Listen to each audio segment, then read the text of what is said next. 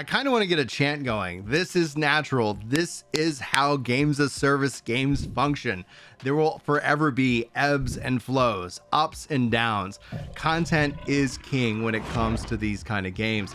And the inspiration for this video, to catch everybody up to speed, comes from a comment that I got from Black Mage saying, "Hey Ginger, FYI, even more people are leaving Final Fantasy XIV now, and it's literally dying. You did the right thing in quitting. Final Fantasy XIV needs a big overhaul to make it playable in the long term." And I want to defend Final Fantasy XIV in this video, because even though I've expressed the things that I wish that it did, it's not about me and it's not about those things. I think Final Fantasy XIV delivers and really does a great job at delivering content in a predictable way. Now, that predictability has positives, it has negatives, but today we're going to actually talk about the positives. So I want to break down this comment for you guys, because in a way it's a couple of different parts. FYI, more people are leaving Final Fantasy XIV now. That is natural, that is expected, that is what happens, especially around now in Final Fantasy XIV's history. So I'm going to actually go over the real numbers with you guys, show you exactly that this is the pattern for Final Fantasy XIV, and it's perfectly fine. We'll also talk about a content creator aspect to that. Then we want to talk about the game literally dying. For me, just kind of as a FYI, dying is a very personal thing. When somebody says X is dying, it means that it's dying for them. Here's the problems with this. But that in and of itself is a very eye-engaging term. We saw a lot of content creators use it in the past. I used it specifically to highlight my core issues with Final Fantasy XIV. And yeah, I stand by that video easily. Now, then it says I did the right move in quitting. Yeah, I think so. I couldn't be, I really feel way more healthier since I left Final Fantasy XIV, and maybe I'll make a video on that in the future. Final Fantasy XIV needs a big overhaul to make it playable in the long term, and then we'll talk about that. That's kind of the structure of today's video. So first things first, people are leaving. I've actually seen a couple of people talk about that. This isn't something that's surprising to me. I've seen other people talk about leaving. Obviously, you have big launches. A lot of players who said they would never go play World of Warcraft are playing World of Warcraft.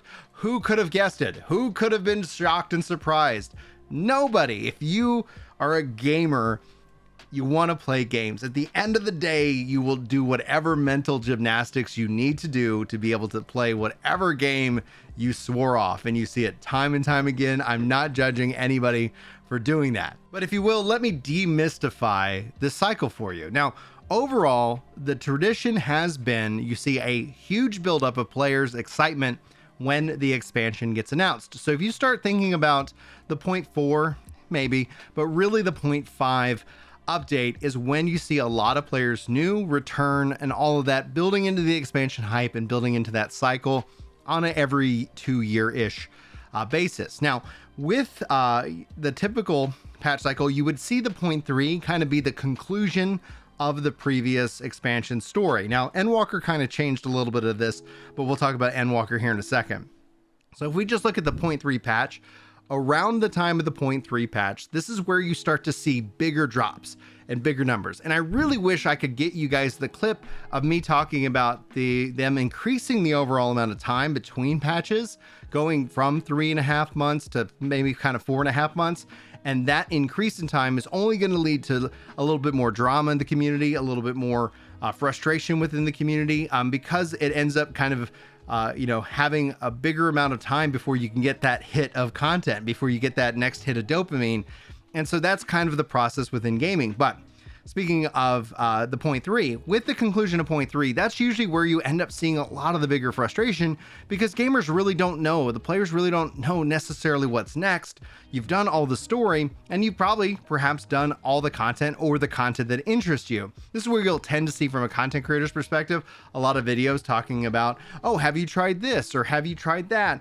Oh, there's still more content to do. It is also very, very predictable, and you can go look at anybody's YouTube page around that period of time, and you can kind of see what the general mood and feel and how that essentially process flows.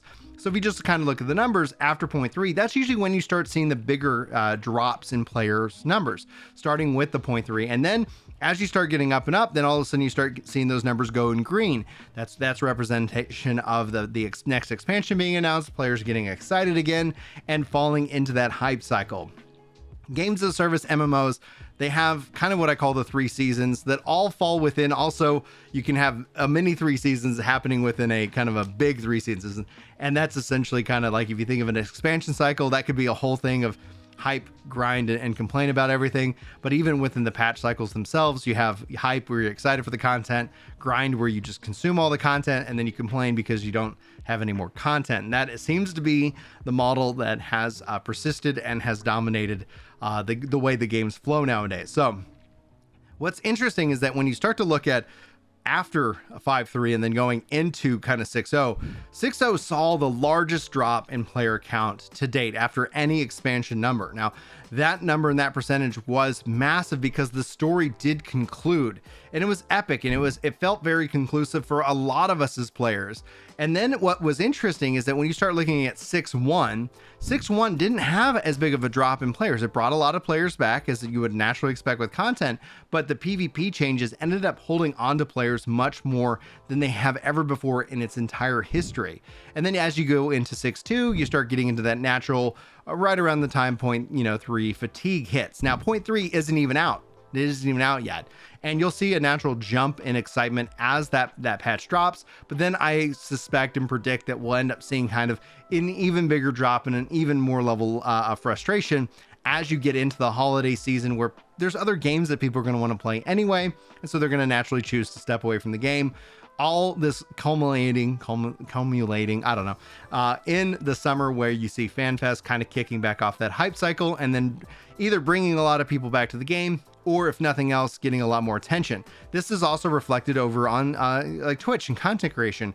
Numbers are down. And so when we start to look at just this part in a content creator's mindset, if you're trying to make your job a full-time content creator, you got to pour a lot of energy into it, because you got to always be on some form of trend. You got to be in the know on the different subjects. It doesn't mean you have to leave your base game or your home game or the game that you enjoy playing the most, but it does mean that you're going to be asked about certain things. And the general gaming population that isn't content creator specific also likes to hop around from game to game and try, out different games. There's nothing wrong with this, but if you're chasing that, if you have to get the views, so you have to make, like, if you're working with sponsors, if you have to, like, hey, I guarantee that this video would get X amount of views, like, there's a lot of pressure, a lot of buildup. And so you end up having to either, play the content game, play the algorithm game, or be okay with going hungry for a good long period of time. And depending on your game, in this case, 14 has a 2-year kind of big hype cycle perspective.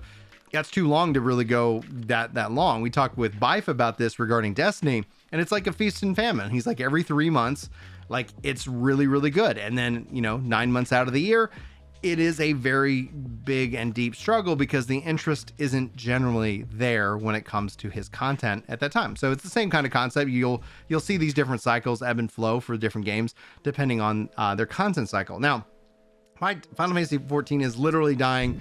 Literally is an interesting word. I would apply that to you. So in this case, if Black Mage is saying literally here, that for them, they're frustrated. They're not enjoying the game anymore. It's a perfect opportunity to step away from the game, take a break, take a breather, and come back in a 0.5. You're gonna really enjoy your experience, because it's gonna have the quality content, and you're gonna have plenty of it to get caught up on, rather than having it drip fed to you, in any kind of length here. So I wouldn't say that. Like, I would say that, yeah, they're not going to shut off the servers. They've continued to add more servers. It's not actually about the health of the overall game, because this is the health of the overall game. It expands and contracts. I can't speak today. It is what it is. So I wouldn't really worry about that, but you will see people frustrated. They might return if they were coming to visit the game for a couple bits, especially on a content creator, and they were having success and they were able to pay the bills. Like, yeah, I think that's going to be great, but you'll probably see them kind of go where the money is, where the numbers are. And I'm not hating on anybody for that. If that's what they've made their life and their career doing, that's what you got to do. Like, it's the same thing if you were at work and all of a sudden you found yourself not getting paid as much. You'd go find another job, or go do extra work or something like that. So that's essentially kind of how that translates to me. Now, in regards to the part of that I did the right thing and the right move in quitting, I think for me, yes, I really enjoyed my time with Final Fantasy XIV. I really enjoyed covering Final Fantasy XIV. But I really feel like the game had a natural conclusion, a really good endpoint that was very satisfactory for my investment in time. And I don't regret the time I spent with it, and I don't regret stepping away. Now, I don't know if I'd say the right move in this regards, because everybody's going to have different things. And just the fact that whether or not more and more people move off of 14, like that really, I start to associate like what you're saying there with these words, and that's really not the case. But like in other news, to kind of pivot this into, I think what I'm really excited about, especially with Final Fantasy, is that for the first time I've gotten and I've ended up securing a pre-order for the Ultimate Collector's Edition. I've actually got a physical edition for Final Fantasy 16. I don't own a PlayStation 5, but the hunt has begun again. I decided to sell some stuff, and so now I have a little bit of money in savings that I can put towards the PS5. So wish me luck. I keep trying to buy it from the PlayStation Store. It won't let me. Regardless, I want to play Forspoken, and I really am excited about Final Fantasy 16 this June. I wanted to kind of treat myself. The summoner in me with the statue of the collector's edition, I think I was sold once I saw that, but the fact that it also comes with the map is truly phenomenal. I think that I did the right thing. I think I moved forward and moved on. And then in terms of like content creation and just the numbers game, yeah, I did lose us like 1,700 subscribers here by moving away from Final Fantasy 14, but that's okay. Like, at the end of the day, I want them to be happy. I hope they go find good content that they like to consume. But I gained over 2,000 subscribers on my New World channel. I'm almost monetized on my Blue Protocol channel.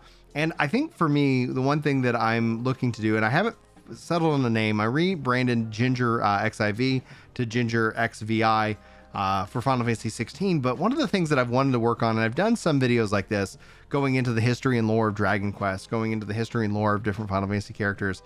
Honestly, that's what I really, really want to spend my time on and make. And so I'm really kind of toying around with calling it like Square Enix lore, or, JRPG lore, or Final Fantasy lore, or historian, or something along those natures, and kind of really sit down and try to make some interesting content about this series that has meant so much to me over the years to come. But yeah, let's talk about how Final Fantasy 14 needs a big overhaul. I think that they've got the cycle. I think if they were going to do a big overhaul, it just makes sense for them to make a new MMO. To overhaul the core aspect of the game, I think would be too dramatic and too scary and too much work to really deliver on something that you then have to then say, is it competing against next gen? Now, obviously, we see WoW, we see Final Fantasy XI, we see these games and these MMOs really have staying power. They are able to persist in that world. And it would be my personal choice at this point. They can continue the story in the world of Final Fantasy XIV, but I would love to see Square Enix step into a next generation MMO, which at this point I would suspect that it won't be anytime in the next 5 years or so. Like, it would be something where they continue to invest in 14, and then Yoshi P's talked about in the back end wanting to make another MMO. I'd love to see what he could make from the ground up. I'd love to see what he could do in terms of like what the new technology and the engines and AI and cloud, like there's a lot of things that MMOs can do at a different level of scale, but because of that scale and that complexity means that it's going to take a long time. It's going to be a lot of work. It's going to be a lot of money. It's a lot of risk. And at the end of the day, I don't necessarily think they would want to do that with Final Fantasy XIV, especially why it's cash cow and it's as profitable as it's been for them, and they don't want to obviously have a 1.0 mistake again, where going from 11 to 1.0, it's like, why would I be in 1.0? 11 is fully featured, 1.0 isn't. Going from 14 to another MMO, if it's very much the same thing, if it's very much tab targeting, if it's very much zone, etc., a lot of people might ask themselves why they're here. So they have to, if they were going to do a new MMO, it'd have to be such a technical leap, such a powerhouse of a leap of a game, that it really does contrast differently to its existing offerings, so that even if it's lacking features and content, you're going to forgive it, because it's like, it is a different experience. It's not like I'm having experience A and I'm going over here and having a lesser experience A. The last thing I would say on this regards is that if they do decide to ever go that route, I think the one subscription mindset and model would actually work for them better, because at some point, especially if you're running 3 MMOs as a company, you could always then say like, yeah, you know what, if it takes us 4 months, 5 months between patches of this game, major content updates, okay, that's not a big deal, because you also have this other offering. We're updating this, we're updating that, and we're updating this. And if I was running that team, like, that's where all of a sudden Final Fantasy XIV becomes this great training ground in your system, and then you're able to then promote and teach those people on a mature product, and then you could take the more senior people and really have them invest and develop the next MMO, the next generation game. Anyway, guys, I thought this was interesting. Hopefully you guys got something good from this. Hopefully you enjoyed this video and you found it enlightening. Like I said at the beginning of this video, this is natural. This is the exact ebb and flow that these games go through, and you're going to see it come back like it has in the past, based off the numbers and whatever Yoshi P announces at FanFest. Anyway, guys, happy Christmas, Merry Holidays to you. Hopefully you guys enjoyed. Hopefully I'll see you in my next video, but until then, take care.